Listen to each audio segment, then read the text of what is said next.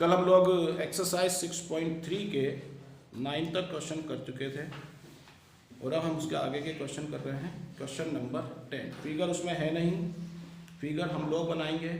ध्यान से समझना, क्वेश्चन बहुत सिंपल है, बात सिर्फ समझने की है। क्वेश्चन नंबर 10 मैं पढ़ रहा हूँ, आप लोग भी ध्यान देना। CD and GH are respectively bisector of angle ACB and angle EGF such that D and H lie on the side AB and FE of triangle ABC and triangle EFG। Meaning समझो, दो triangle है, एक का नाम ABC है, एक का नाम FEG है, और अगली लाइन में उसने लिखा भी है कि दोनों सिमिलर हैं। पढ़ो लास्ट लाइन में, दो ट्राइंगल हैं ABC FEG, दोनों सिमिलर हैं और उनका एक एक एंगल, किसका? ABC का तो C और FEG के G का जो बाइसेक्टर होता है वो सामने वाली साइड को जाकर ABC में तो D पर मिलता है और FEG या जो भी EFG जो भी है उसमें जाकर H को मिलता है। फिगर मैं बना रहा हूं, आप लोग ध्यान दें। ये दो ट्रायंगल, एक का नाम ABC, एक का नाम FEG। जो उसने बोला मैंने वही बनाया है। उसने FEG बोला है तो मैं भी FEG लिखूंगा, FEG ये बोला है। फिर उसने कहा बाइसेक्टर ऑफ एंगल ACB, इस ACB का बाइसेक्टर, जानते हो बाइसेक्टर का मतलब हाफ करने का, AB को जाकर मिलता है D पर, और EGF, ये EGF का बाइसेक्टर EF को जाकर मिलता है H पर। अब बाइसेक्टर का मीनिंग समझना हो तो बहुत सिंपल सा है कि ये CD इस एंगल को बाइसेक्ट करते, यानी ये दोनों एंगल इक्वल हैं, दोनों C के आधे हैं। दोनों बातें बोल सकते हैं अपन, इक्वल है क्योंकि दोनों C के आधे हैं। और ऐसे ही ये दोनों एंगल भी इक्वल है लेकिन दोनों G के आधे हैं। अब यदि C और G भी इक्वल हो जाए बाय द वे, तो फिर ये चारों ही आपस में इक्वल है। शर्त है C और G दोनों क्या हो, वो बात कीजिए। फिर इसने अपने से तीन बातें पूछी। एक में रेशियो इक्वल पूछा है। आप जानते हैं रेशियो इक्वल तब आता है जब उन ट्राइंगल सिमिलर होते हैं, और दो में तो ट्राइंगल ही पूछे, यानी उस रेशियो के लिए भी ट्राइंगल ही सिमिलर करने पड़ेंगे। बाद में CPST से आएगा, बाकी दो में तो ट्राइंगल सिमिलर करनी है। ये क्वेश्चन समझ गए? दो ट्राइंगल, एक का नाम ABC, एक का नाम EFG बोलो, FEG बोलो, जो मर्जी पड़े बोलो। तो मैंने सिस्टमेटिक इसलिए बनाया ताकि वो दिखने में अपने को अच्छा लगे। उसने FEG बोला इसलिए मैंने भी FEG बनाया। उसने कहा कि ABC में C वाले का बाइसेक्टर D पर जाकर मिलता है सामने, और इसमें G का बाइसेक्टर सामने H पर जाकर मिलता है। और अब उसके कुछ सवाल हैं, पहले गिवन लिखेंगे, उसके बाद आगे बढ़ेंगे। Given question number 10।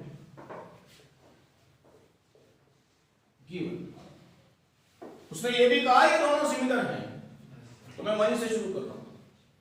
Triangle ABC similar है ट्राइंगल FEG के, ये लिखा है किताब में, और CD बाइसेक्ट एंगल C, सही लिखा। दूसरा GH बाइसेक्ट एंगल G। ज्यादा लंबा लिखने की जगह मैंने उसको शॉर्ट कर दिया, यही दिया है, ज्यादा कुछ नहीं दिया। To prove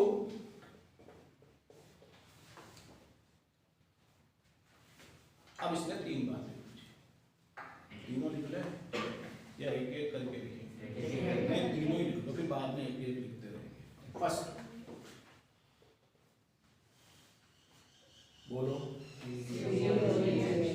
CD upon GH equal AC upon FG।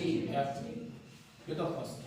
Second triangle DCB similar triangle HGE होगा फिर तो पक्का। थर्ड बोलो DCA ट्राइंगल DCA सिमिलर, तब तो ट्राइंगल HGF होगा पक्का। तो होना ही है ना, सिमिलर में तो लाइन से चलता है मामला, एक बता देगा दूसरा अपने आप उस हिसाब से आना ही है। ये क्वेश्चन है ना, प्रूफ की बात, ध्यान से समझो, बहुत सिंपल बात। सबसे पहली बात इसमें कहा ये दोनों सिमिलर हैं, इसका मतलब इस पूरे ट्राइंगल में और इस पूरे ट्राइंगल की कुछ साइड्स में भी कुछ रिलेशन है, एंगल्स में भी कुछ रिलेशन है, और वो तुम जानते हो वो दो होते हैं। करस्पॉन्डिंग एंगल तो इक्वल होंगे ही होंगे, और करस्पॉन्डिंग साइड का रेशियो भी सेम होगा। ये चीज देने का मतलब केवल इतना सा नहीं है, ये चीज देने का मतलब है AB अपॉन FE इक्वल है BC अपॉन EG के, इक्वल है AC अपॉन FG के, CPST। Angle A equal angle F, angle B equal angle E, and angle C complete C equal complete G। ये सब उस एक चीज में छुपा हुआ है, लिखा था अपन ने, if two triangles are similar then their corresponding angles are equal and their corresponding sides are in proportion। उसका मतलब है, तो पहले वो लिखे जो उसने दिया, ताकि वहां से चीजें अपन ढूंढेंगे तभी तो इनको सिमिलर कर पाएंगे। तो वहां से निकालते हैं, पहले ये ना कोई फर्स्ट पार्ट है, ना सेकंड पार्ट है, ना थर्ड पार्ट है, ये पहले इसका मतलब है क्या, ट्राइंगल ABC सिमिलर है ट्राइंगल FEG के। सो ये सब गिवन ही कहलाएगा जो भी हम लिख रहे हैं, क्योंकि ये सब गिवन ही है। एक्चुअली कल क्या रहा था, पैरेललोग्राम कहते ही बहुत सारी बातें गिवन हो गई, सिमिलर कहते ही भी बहुत सारी बातें बन गई। क्या क्या, so angle A equal angle F, angle B equal angle E, angle C equal angle G। Reason तुम जानते हो, दूसरा and AB upon FE equal BC upon EG equal AC upon FG, और इन सब का रीजन है CPST। ये सब गिवन, जहां भी इनका यूज करेंगे क्या लिखेंगे उसके आगे, क्योंकि है ही गिवन बात, क्योंकि ये सब कहां से आ रहा है। अब ले गए फर्स्ट पार्ट, ये फर्स्ट पार्ट समझना। फर्स्ट पार्ट मतलब ये रेशो चाहिए, मैं बोलूंगा ट्राइंगल का नाम, आप में से कोई एक बोलेगा कौन से ट्राइंगल से आएगा। CD ये है, GH ये है, AC ये है, FG ये है। अब बोलो कौन से दो ट्राइंगल लूं ताकि उनको सिमिलर करूं तो मुझको ये रेशो मिल जाए। Triangle ABC and FHG। ABC यानी ये ऊपर वाला और ये ऊपर वाला, क्योंकि वो साइड उन्हीं में आती है, क्योंकि जिनमें आएगी वहीं से निकल कर आएगी। यानी यदि हम उन दोनों को सिमिलर कर लें और फिर उससे रेशो निकालें तो अपना काम हो जाए। तो उन दोनों को ले रहा हूं मैं, in triangle DCA and triangle HGF। नाम मेरी बड़ी बड़े तो लिखा है, लेकिन लिखा बहुत है। हाँ वो अलग बात है, तुम मुझको कहते हैं ACD लिखो तो फिर मैं FGH लिखा। ये मैंने ऐसा क्यों लिखा, ये भी थोड़ी देर बाद समझ में आएगा मैंने ऐसा क्यों लिखा। अब इन दोनों को देखना, इसको मत देखना।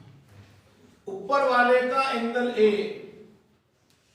बोलो उस वाले के किसके, कहाँ है, वहां नहीं गिवन है, वहां नहीं है, लिखते हैं angle A equal angle F given.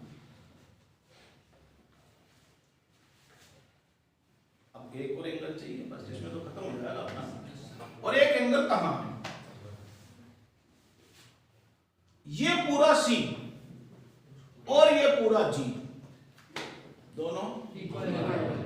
तो ये वाला जो एंगल है ये सी का आधा है और ये वाला जब सी और जी दोनों बराबर हैं तो उनके जो आधे आधे होंगे पक्का और क्या जी हो गया अपना। तो लिखते थे क्या नाम इस एंगल का? Angle A C D equal angle F G H. सही लिखा ना? रीजन लिख रहा हूं ब्रैकेट में। Half of angle C equal half of angle G given. Given क्या कि सी और जी इक्वल है और गिवन क्या कि वो उनका क्या है? आधा आधा आधा कहां है? ये लिखा। और इक्वल कहां है? कहां गया? So triangle DCA similar triangle HGF by A। पर इसको ट्राइंगल नहीं चाहिए थे यार, इसको रेशो चाहिए। तो इससे रेशो बनाएंगे ना, आता है अपने को बनाना। बोलना बेटा यहां से पढ़ती जा, मैं बोलता जाता हूं तो साथ में बोलती जाना। सो DC upon FC DC upon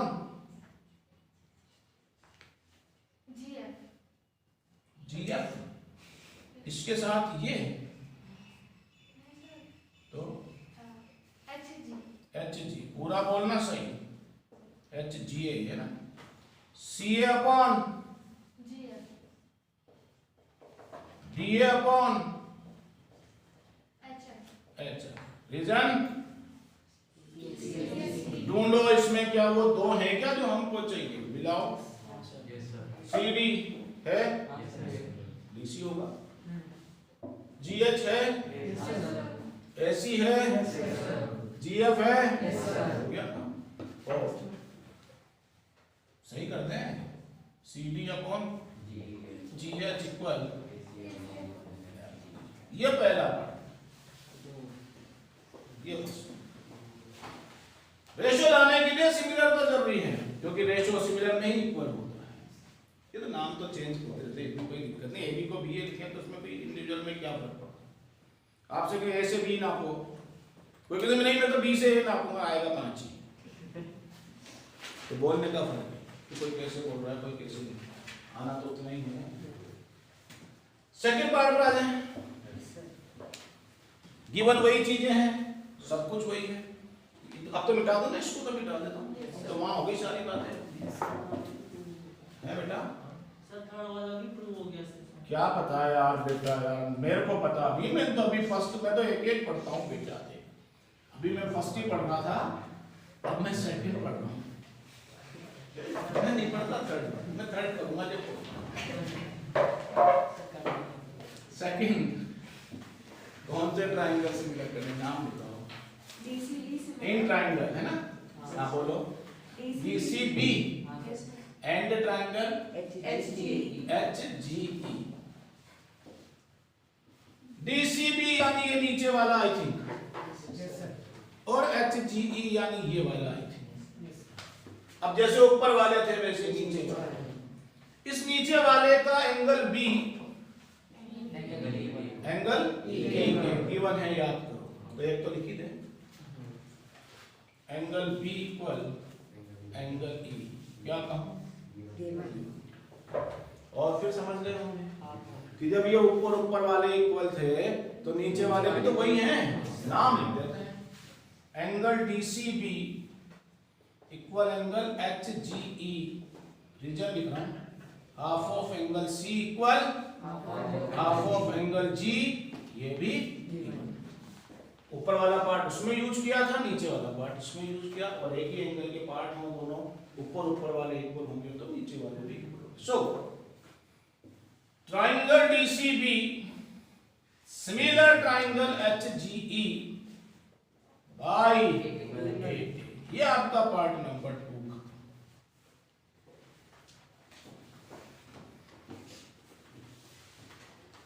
कठिन नहीं होते हैं, नहीं है कठिन, थोड़ा सा दिमाग और ध्यान रखो।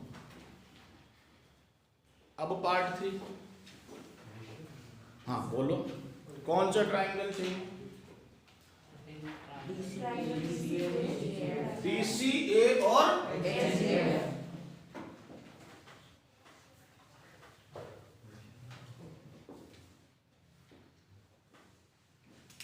लिखो, पार्ट तो पार्ट है भाई। मैंने क्या कहा था, क्यों मैंने नाम ऐसे लिखे वो तुम्हारे को भी पता चलेगा, इसलिए मैंने नाम ऐसे लिखे। यदि मैं उसको जो उसने बोला वो लिखता तो तुम कहते ये पार्ट 3 है ही नहीं। आप समझ में आ गया कि पार्ट 1 और पार्ट 3 दोनों एक ही थे। तो इसने क्वेश्चन बनाया, इसमें थोड़ी सी गलती है, सिस्टमेटिक नहीं। एक्चुअल पार्ट कैसे होना चाहिए था, पहले पार्ट 3 होना चाहिए था, फिर उससे उसको रेशियो पूछना चाहिए, फिर ये पार्ट ये होना चाहिए था, फिर उससे भी उसको एक रेशियो पूछना चाहिए था। मतलब 3 की जगह 4 पार्ट, तब जाकर वो क्वेश्चन ज़्यादा बढ़िया बनता। उसने डायरेक्ट रेशियो पूछ लिया। अब रेशियो के लिए ट्राइंगल तो सिमिलर करना ही पड़ेगा, तो पहले ट्राइंगल पूछ लेता, फिर रेशियो पूछता, फिर ऐसे दूसरा पूछता, फिर रेशियो पूछता, तब वो क्वेश्चन ज़्यादा बढ़िया बनता।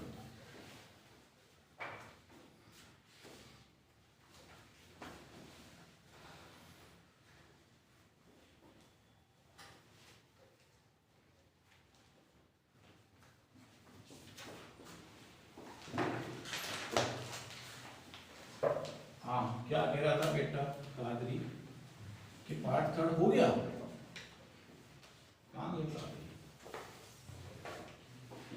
मेरे को पहले ही याद था कि नाम ही मैंने पहले उसी हिसाब से लिखे है ना, सही है ना? मिटा दूं? लिखा हुआ है तुम्हारे, कहाँ तक लिखना है इसमें? इसमें सिमिलर तक ही लिखना है ना? मिटा दूं ना? ओके, नाउ क्वेश्चन नंबर 12, जो मैंने कहा एक अच्छे क्वेश्चंस में से एक है और बहुत सिंपल है, बस एक छोटी सी चीज के कारण वो अच्छा हो गया। मैंने बोला एक छोटी सी चीज के कारण, जैसे मैं बीच बीच बताता हूँ कि ये क्वेश्चन अच्छा क्यों है। एक बार बताया था ट्रेपेजियम के लिए भी अच्छा क्यों है, क्योंकि तो उसमें जो चीज चाहिए वो डायरेक्ट नहीं आती, उसको अपने को चेंज करके लाना। क्वेश्चन नंबर 11, फिगर उसने दे रखी, आप लोग बना लो, समझा। 11 की फिगर सामने दे रखी, देखो बनाओ, मैं भी बना रहा हूँ।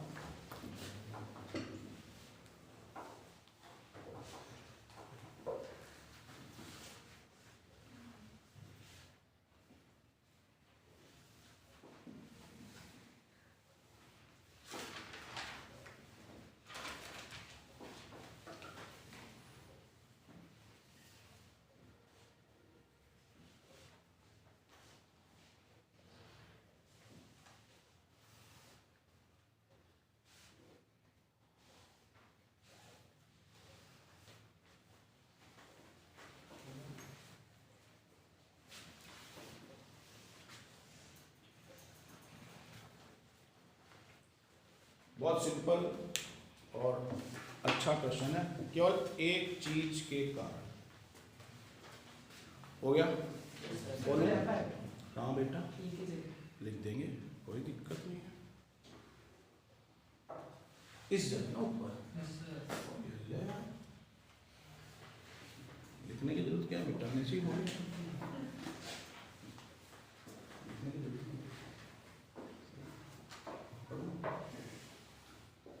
In figure, E is a point on side CB produced of an isosceles triangle ABC with AB equal AC.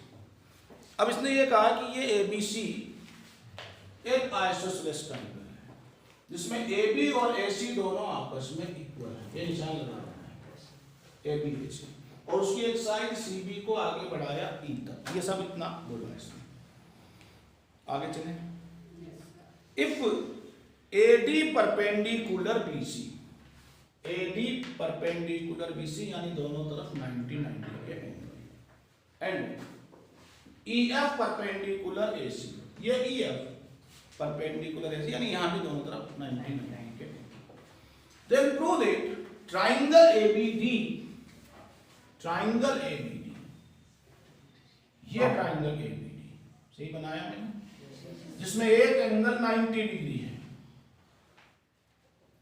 And triangle ECF, similar triangle ECF, ये ई, सी और एफ, इसमें एफ 90 डिग्री, इन दोनों को सिमिलर करना है। और यदि आंखें खुल रही हो और बात समझ रहे हो कि एक एक एंगल तो हमारा इक्वल है ही से, अब केवल एक एंगल, बच्चा कह रहा है साइड दे रखी है तो बच्चे को ये बता दें कि इसमें केवल ए बी आती है, ए सी तो कहीं है ही नहीं, और ए बी और ए सी है, सही है ना, ए सी तो उसमें आई नहीं, न इसमें है न उसमें। अब क्या कहा मैंने, एक एंगल तो अपने को मिल गया है ही 90, अब केवल एक चीज बची है, कोई एक एंगल और इक्वल हो जाए तो हमारा काम हो जाए, पहला काम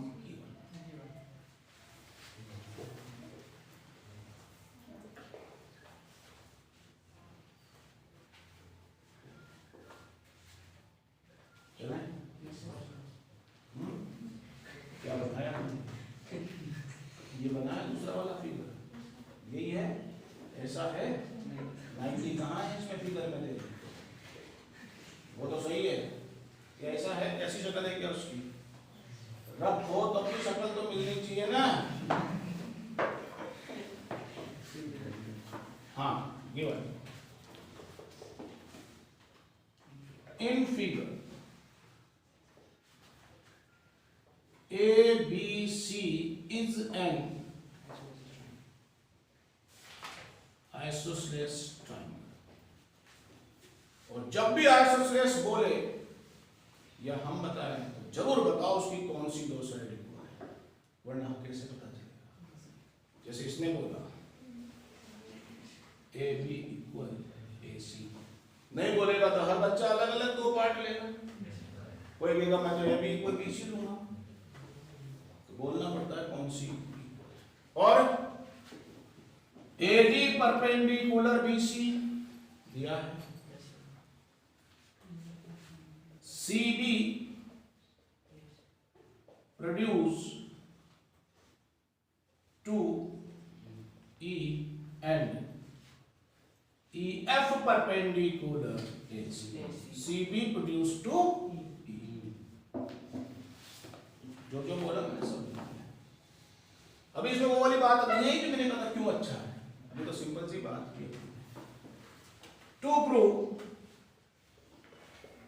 जिस भी क्वेश्चन में उस चैप्टर की खास बातों के साथ साथ, या उस चैप्टर में पढ़ी हुई बातों के साथ साथ किसी और चैप्टर की बात भी इंक्लूड हो जाती है, या कोई पुरानी बात उसमें शामिल हो रही होती है, तो समझ जाया करो वो क्वेश्चन अच्छा क्वेश्चन हो जाता है। तो उस चैप्टर की बातें तो अपने को वैसे याद ही रहती, रिसेंट पढ़ते हैं, लेकिन उसमें जब पुरानी बातें काम में आती है तो किसी और चैप्टर से रिलेटेड हो जाता है, तो वो क्वेश्चन हमेशा अच्छा हो जाता है। दूसरा, हम कोई प्रॉपर्टी पढ़ें और उसका रिवर्स क्वेश्चन बने, पूरा समझ गए, तो वो क्वेश्चन अक्सर अच्छा हो जाता है, क्योंकि उसमें सीधे सीधे तो कोई बता देगा, उल्टा तब आता है। हाँ, टू प्रूव ट्राइंगल, नाम बोलना पक्का, सिमिलर ट्राइंगल ECF, मैंने दोनों ट्राइंगल बना रखे हैं, प्रूव, दोनों ट्राइंगल आपके सामने हैं, दोनों में एक एक एंगल इक्वल है। अब मैंने कहा अपने को क्या मिल गया है, एक एंगल मिल गया तो काम हो गया, और उसमें हमारी हेल्प करेगी ये बात, पक्का है इसलिए, वरना उसका क्या काम है, पक्का करेगी। कैसे करेगी बता सकती है, कैसे करेगी ये बात हमारी, इससे कैसे हम इनमें से कोई एंगल्स को इक्वल ला सकते हैं, ये बात मैंने भी कल परसों बताई थी। इसका B और इसका C, यानी ये B और ये C, क्यों, हाँ मतलब इक्वल साइड है तो उनके एंगल्स इक्वल। शाबाश, कल परसों भी अपन शायद बात कल ही बात करेंगे, परसों भी किया कि जब आइसोसेलेस ट्रायंगल होता है उसकी दो साइड इक्वल होती है तो उनके अपोजिट एंगल भी इक्वल, यानी पहला काम हमको इस एंगल को इस एंगल के इक्वल बताना पड़ेगा, जैसे कल भी अपन एंगल से साइड लाए थे, अभी उल्टा हो गया। यहाँ साइड दे रखी है, एंगल चाहिए, वहां पर अपने को शायद एंगल दे रखे थे, हमने साइड को। तो सबसे पहले इस एबीसी ट्राइंगल में जाएंगे। यहाँ पर AB और AC इक्वल है, तो एंगल B और एंगल C इक्वल होगा। और ज्यादा इजी बनाना चाहो तो मेरे पास तरीका है, इसको 1 कह दो, इसको 2 कह दो, लेकिन फिगर में कहना, फिगर में कहना कि वो 1 है वो 2 है। अब ये 1 कहाँ है, ये यहाँ है। 2 कहाँ है, यहाँ है। फिगर में नहीं कहोगे 1 और 2 तो हम कैसे समझेंगे कि आपने 1 किसको कहा, 2 किसको कहा। तो 1 2 कहना है, नहीं तो फिर पूरा नाम है। इजी तभी बनता है लिखने में जब हम पहले कुछ काम करते हैं। तो पहले तो हम चले ट्राइंगल ABC में। इन ट्राइंगल ABC क्वेश्चन ने कहा AB equal AC, so angle 1 equal angle 2। Equation number 1। कल उल्टा लिखा था, तुम देख लेना, क्वेश्चन बाद में लिखा। कल 1 इक्वल 2 लिखकर बाद में कहा था सो, क्योंकि वहां अपन साइड चेंज कर रहे थे या एंगल। अब तो क्या हो गया, इन ट्राइंगल नाम बोलो ABD एंड ट्राइंगल ECF। सबसे पहले वही लिखता हूं जो ढूंढ कर लाए हैं, angle 1 equal angle 2 by equation 1 and angle ADB equal angle EFC। कितना डिग्री, क्या है, so triangle ABD similar triangle ECF by कितने काम का क्राइटेरिया है ये AA। तुमने 12 क्वेश्चन किए, 12 में से मेरे ख्याल से 8 से ज्यादा बार तो ये काम आया है। तो मैंने शायद पहले दिन ही कहा होगा सबसे ज्यादा यूज इसी का, क्योंकि हम चाहते भी इसी को यूज करना है, क्योंकि एंगल ढूंढना हमारे लिए काफी इजी होता है। रेशो तो याद करो, 2 ढूंढा था सिर्फ पसीने आ गए थे। चलो, और अभी तो और कभी ढूंढने का मौका मिला तो वाकई जोर ही आएगा, आएगा मौका, तो ऐसा थोड़ी है कि नहीं आएगा, आएगा तो सही, कभी ना कभी। ये हमारा क्वेश्चन नंबर 11। फिर आज एक और इम्पोर्टेंट 13 12 नहीं कर रहे, 13 एक और अच्छा सा 13 मिटा दूं, हो गया। एक और अच्छा क्वेश्चन, और ये अच्छा क्यों है उसका भी रीजन बताएंगे। तुमने करीब 12 क्वेश्चन कर लिए अभी तक, है ना, और इन 12 के 12 क्वेश्चन में आपको ट्राइंगल कौन से चाहिए ये नाम उसने ही खुद ने दे रखे थे तुम्हारे को। मैक्सिमम क्वेश्चन में देख लो ट्राइंगल के नाम अपने पास थे, और मैंने कहा था जब ट्राइंगल के नाम अपने पास हो तो उनके साथ छेड़छाड़ जो है उसने जमा करी थी। हम मिलाकर देख लो, 11 में नाम उसने दिया, 10 में नाम उसने दिए, 9 में नाम उसने दिया, 5 में नाम उसने दिया, 7 में उसने दिया, 6 में उसने दिया, 5 में दिया, 4 में दिया, केवल एक क्वेश्चन में नहीं दिया था, question number 3।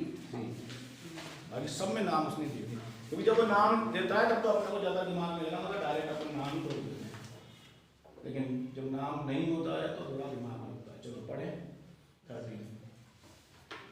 D is a point on side CB of a triangle BC of a triangle ABC such that angle ADC equal angle BAC। Meaning समझना, क्या ट्राइंगल है ABC, उसमें BC पर कोई पॉइंट है D, और कैसा पॉइंट है कि एंगल BAC और एंगल ADC दोनों आपस में इक्वल है। Question number 13। ये ट्राइंगल ABC मेरे जैसा ही बनाओगे तो ज्यादा बढ़िया लगेगा।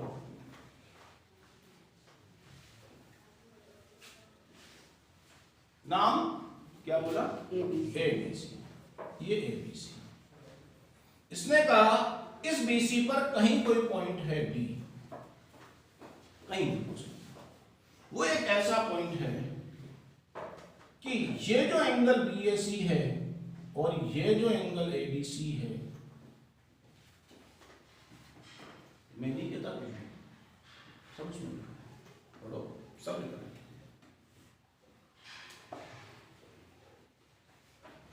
पढ़ो आराम से, लिखा है कि नहीं लिखा? दोनों आपस में इक्वल है, लिखा है सर। और फिर इसने कहा प्रूव करो। मैं पहले लिख दूं, तुम मत लिखना, मैं तुमको लिखा दूंगा। टू प्रूव गिवन नहीं लिखा मैंने अभी, है ना? मैं अभी ऊपर लिख दूंगा। टू प्रूव बोलना बेटा। CA square equal CB into ये सब उसी के पार्ट है, उसमें सब है। CD ढूंढो तो CB भी मिलेगी, CD ढूंढो तो CD भी मिलेगी, BD ढूंढोगे तो BD भी मिलेगी, CA भी मिलेगी, सब उसमें होगा करने में।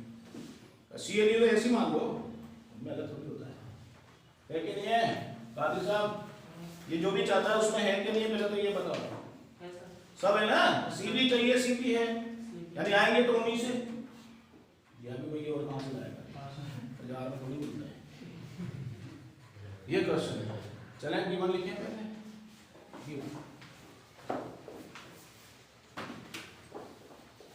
A triangle ABC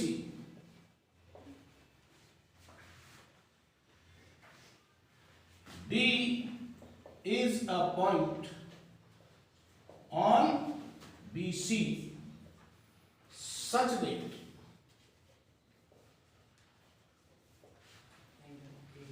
angle BAC, I think ABC कोई बात नहीं, इक्वल एंगल BAC, वो मैं आगे पहले BAC बोलूंगा,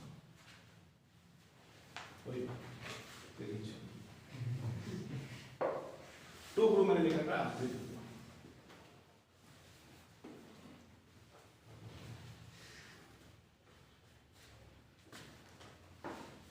अभी बताएंगे, आप बताएंगे कि ये क्वेश्चन इंपॉर्टेंट क्यों। अभी तक तो वो बात तो आई नहीं। आपको पता है ये बिना सिमिलरिटी के आ नहीं सकता, और किसी भी सिमिलरिटी में कोई स्क्वायर आता भी नहीं है, क्योंकि सिमिलरिटी में तो वो अपॉन अपॉन में चलते हैं। लेकिन एक मैंने बताया था अपॉन में आते हैं तो उनको पर क्रॉस मल्टीप्लाई करके बनाते हैं। क्वेश्चन बनाया ना? बनाया ट्रेपेजोइडल। तो ये भी ऐसे ही कुछ बने होंगे एक्चुअल में, मजाक की बात नहीं, ऐसे ही बने होंगे। अब वो 3 ही तो है, 4 तो है ही नहीं, कैसे बने होंगे? कौन कहता है 4 है? कहाँ है 4? इसको हम यूं लिख सकते हैं CA into CA equal CB into CD। कौन कहता है 4 है भाई? ये क्या 4? और यदि ये यूं है तो इनको रेशो भी बना सकते हैं, यानी हो सकता है ये ऐसा लिखा गया हो CA upon CB equal CD upon CA। क्या पता ये ऐसा आया, सॉरी ये ऐसा आया, इसको यूं कर दिया, या CB ऊपर आई हो CD नीचे आई हो, तो अलग चीज है। और ये दोनों तो साथ ही आए होंगे, अभी तो यहां से यहां पहुंचे होंगे, यानी लाना तो रेशो ही है। मैंने ये कहा एसिड जैसा का ऐसा ही आएगा, लेकिन कुछ इस टाइप से ही आएगा। और रेशो लाने के लिए अपने को ये जो 3 ट्रायंगल दिख रहे हैं अपने को, अच्छा क्या मुझे तो 2 ही दिख रहे हैं, ये है ना? 2 तो नहीं है ना, 2 ही हैं। इन 3 में से किन्हीं 2 को लेना पड़ेगा और उनको सिमिलर करना भी पड़ेगा, तब जाकर निकलेगा रेशियो। अब वो 3 में से 2 कौन से होंगे? देखो आगे ना बात की इंपॉर्टेंट क्यों, और ट्रायंगल कौन से लेने हैं। अब उसमें तो अपने को ढूंढना है कौन से लेने हैं, और कोई बहुत मुश्किल काम नहीं है, अपने को ढूंढना है। मैंने कहा इसलिए इंपॉर्टेंट है। और क्या ढूंढना है? सिंपल सी बात, वो 2 लेने हैं जिनमें दोनों में CA आता हो, क्योंकि 2 बार आएगा तभी स्क्वायर बनेगा। बोलो कौन से 2 ट्रायंगल लें कि दोनों में CA आए? आप तो कुछ भी बोलता नहीं तो कोई दिक्कत नहीं है, ये ABC सही है ना? और एक ABC। अभी तो मैंने कहा कुछ भी बोल दो, लेकिन बाद में तो तरीके से जाएंगे वो जैसे जाने हैं। ये तो ABC, यानी हमें ये दोनों ही लेने होंगे, और न सिर्फ दोनों लेने होंगे बल्कि इन दोनों को सिमिलर करना भी होगा, इनकी सिंबॉलिक फॉर्म भी करेक्ट लिखनी होगी, फिर इनसे रेशो निकालेंगे तो ऐसा कुछ बनेगा, फिर बाद में यहाँ पहुंच जाएंगे, फिर इन दोनों को ही करना है। और जो इसने दिया, इसने कहा ये D इस A की झूठ बोलो तो बोल दो। कहाँ है? और बहुत बढ़िया तरीके से आंखें खोलो तो एक और एंगल तैयार बैठा है कि मैं भी तैयार बैठा होगा तो मेरा नाम है तो बस। कौन सा?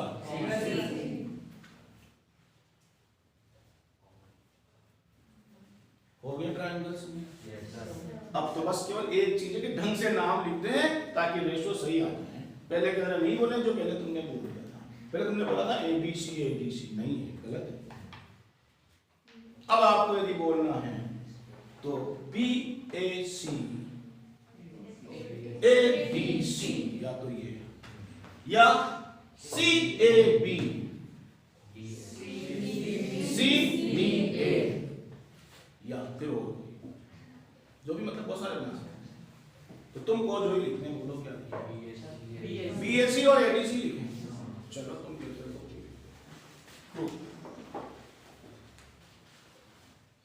In triangle BAC and triangle ADC। तुम्हें पता है ना नाम गलत होते हैं अपना काम बिगड़ जाएगा उधर, क्योंकि फिर वो जो आप अभी रेशो बनाओगे देख देख कर वो सब गलत आएगा। BAC और ADC सही चीजें तो सामने ही हैं। Angle BAC equal angle ADC, ये तो क्या था? Angle C equal angle C क्या था? Common. So triangle BAC similar triangle ADC by AA। हो गया अपना काम, बस अब रेशो बनाने की बात है। बस अब रेशो तो बनाना ही पड़ेगा, इनको ही देखना और क्या देखना है ना? यहीं से बनेंगे रेशो तो। सो यहां लिख रहा हूं मैं, बोलोगे या इससे पूछूं?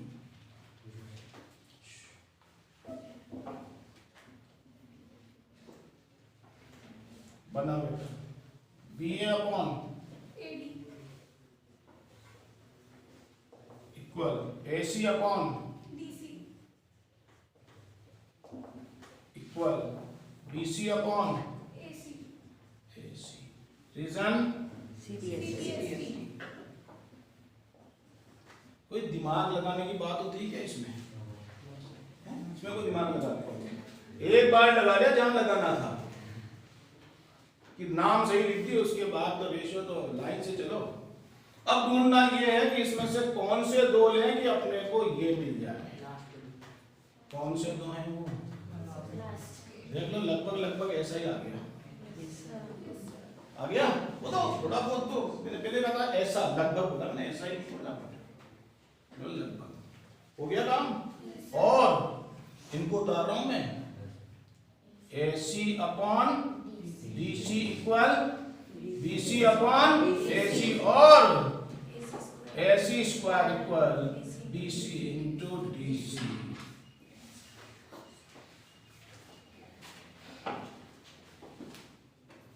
अब एक बच्चा कहेगा सर वो तो CA था, आपके तो AC आया। वो तो कहेगा नहीं वो तो CB था, आपके तो BC आया। वो इसलिए आया, हमने ट्रायंगल को C को लास्ट में, यदि हम इस ट्रायंगल को C से शुरू कर जाते हैं वैसे आता है, सही है ना? C को आगे लेकर C आता ना। नहीं एक क्वेश्चन और करेंगे, जाना नहीं है।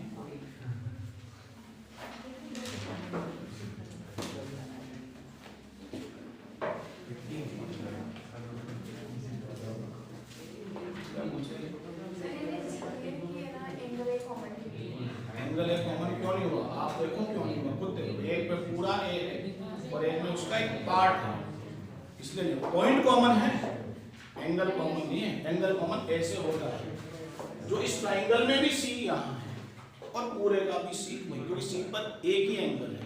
आप ढंग से देखो, एक पर एक नहीं, दो नहीं, तीन एंगल है। एक पूरा, एक इधर वाला कॉमन तब होता है। पॉइंट तो कॉमन हो सकता है पर एंगल कॉमन, मैं बता दूं तुम्हारे बिल्कुल सिंपल बात समझाता हूं। ये पॉइंट है A, इस पर सब पे एंगल A है, क्या सारे बराबर होंगे? और तुमको पता नहीं, तुमने सिर्फ इधर ही नापा है, मैंने इधर भी नापा है, देखो एक इधर है, वो भी है, तुम उधर के देख लो, इधर तो एंगल है भाई, तुम तो उधर ढूंढ रहे हो 4,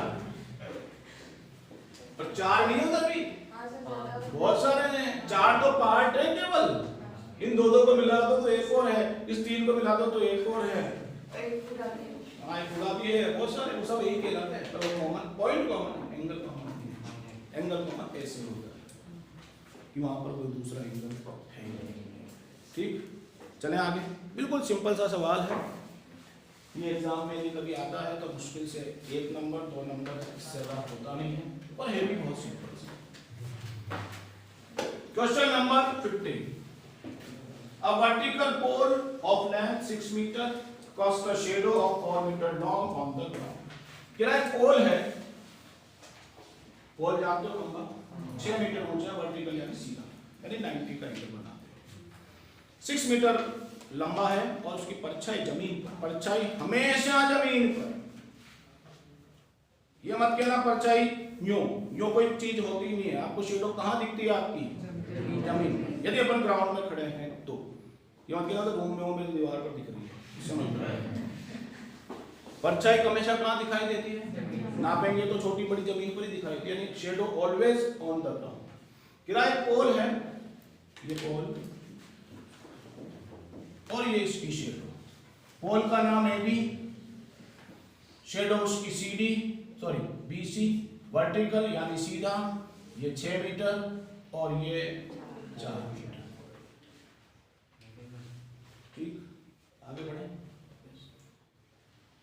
एट द सेम टाइम, उसी वक्त, इसका मीनिंग अभी समझाएंगे, a tower cost a shadow 28 metre long. मेरा एक कोई टावर भी है, उसी वक्त जिस वक्त ये नाटक चल रहा था कि शेडो उसकी 4 मीटर बन रही थी 6 मीटर की, उसी वक्त एक नाटक और चल रहा था। ये टावर था जिसकी परछाई जमीन पर 28 मीटर थी, ये पी, ये क्यू, वो भी वर्टिकल था। अब आप होगा सर 2 चीजें समझ में नहीं आई, एक तो ये उसी वक्त का क्या मतलब, और एक ये परछाई इसकी बड़ी, तो टावर भी तो ऊंचा है, टावर की हाइट भी तो कुछ होगी, ऊंचाई वही है, find the height of the tower. Vertical तो दोनों है उसी वक्त। अब मतलब समझा ना, उसी वक्त का क्या मतलब है? उसी वक्त का मतलब ये है कि जिस एंगल से उसके ऊपर सनरेज गिर रही थी इसके ऊपर, उसी एंगल से सनरेज उसके ऊपर गिर रही थी, उसी वक्त का मतलब ये है। यानी दिन के 12 बजे सबकी परछाई छोटी होती है, क्योंकि दिन के 12 बजे सन का जो एंगल होता है वो सबके सिर पर एक गिरता है। सुबह के टाइम सबकी परछाइयां लंबी होती है, ऐसा नहीं होता कि एक तो अपन दोनों खड़े हो जाएं और कहते देखो सुबह सुबह आपकी तो छोटी सी मेरी लंबी है ना, ऐसा नहीं हो सकता कि मेरी तो जमीन में गिर और तुम्हारी वहां जा रही, वो कब जाएगी? 12 बजे। एट द टाइम का मतलब है, यानी उस वक्त जो एंगल है दोनों के लिए वो क्या है? सेम। यानी जितना एंगल सी पर है उतना ही एंगल आर पर है। एट द टाइम का मतलब ये होता है। जिन लोगों ने चैप्टर नंबर 9 जो मैंने पढ़ाया था, वीडियो देखे होंगे, तो वहां मैंने 2 क्वेश्चन कराए थे, जैसे फाइंड सन्स एल्टीट्यूड यानी एंगल ऑफ एलिवेशन, देखे हो तो नहीं देखे हो तो। अब कहता है ये निकालो PQ, ये PQ निकालो। अब यदि तुम बहुत ध्यान से देख लो तो मेरे ख्याल से दोनों ट्रायंगल सिमिलर हैं, और सिमिलर है तो इधर से AB upon PC upon QR, 4 में से 3 पता ये फाइंड करना है, क्रॉस मल्टीप्लाई करना है, सब कुछ दे दिया उसने। वर्टिकल मतलब 90 दे दिया, सेम टाइम मतलब एंगल ऑफ एलिवेशन सेम दे दिया, एक के परपेंडिकुलर बेस दे दिए, एक का बेस दे दिया, एक का परपेंडिकुलर फाइंड करना है, तो भी है। चले क्यों नंबर गिवन अ पोल जिसको हमने कहा AB 6 मीटर, ठीक, शेडो स्पेलिंग बोलना, TO कितना 4 में, नाम DC इक्वल 4 में। फिर टावर, नाम PQ इक्वल क्वेश्चन मार्क, पता नहीं, और शेडो, नाम QR 28, बाकी सब आपको पता है, वर्टिकल है। बस फाइंड क्या करना है, फाइंड करनी है length, sorry height of tower, यानी नो सॉल्यूशन, सॉल्यूशन ही कहेंगे, प्रूफ तो है नहीं, पहले ट्राइंगल सिमिलर करेंगे, फिर बाद में रेशो से बात करेंगे। In triangle ABC and triangle PQR, सब कुछ given, angle B equal angle Q equal 90 degree, क्या कहूं, आप हो गए, दिया तो था ही नहीं, एक वर्ड दिया था ना वर्टिकल, उसका मीनिंग वर्टिकल सीधा। दूसरा angle C equal angle R, ये भी गिवन, आपको वो दिया तो था ही नहीं, एक वर्ड दिया था ना, at the same time, sun's rays दोनों के ऊपर बराबर एंगल से आ गई थी। So triangle ABC similar triangle PQR by AA, और अब बनाएंगे रेशियो। चल बेटा हो जा शुरू। सो नहीं बनाते फिर मैं काम की चीजें लिखूंगा, बोल AB अपॉन PQ पूरा बोल दीजिए आगे से आगे, is equal to BC upon QR is equal to AC upon PR। Thank you, CPST। इसमें से आपको पता है इस फिगर में AC की जगह खाली होगी, अब वो क्या बात करते हैं, अबे शेडो है तो वहां कुछ थोड़ी होगा, हवा में थोड़ी बनता है कुछ, तो खाली होगी ना जगह, तो सिर्फ है, और ऐसे ही PR की जगह तो खाली होगी, वहां तो कुछ होगा ही नहीं, जो भी कुछ होगा वो या तो यहाँ होगा या नीचे। तो अपने को क्या चाहिए, AC और PR नहीं चाहिए, यानी और क्या लिखूं, AB अपॉन PQ इक्वल, अब इनकी वैल्यू AB 6, PQ फाइंड करना है, BC QR cross multiply, 4 into PQ equal 6 into 28, PQ equal 6 into 28 by 4 saving time, यानी PQ इक्वल 42। ये हमारे आज के 4 क्वेश्चन थे, फिर मिलेंगे नए क्वेश्चन के साथ। Thank you very much.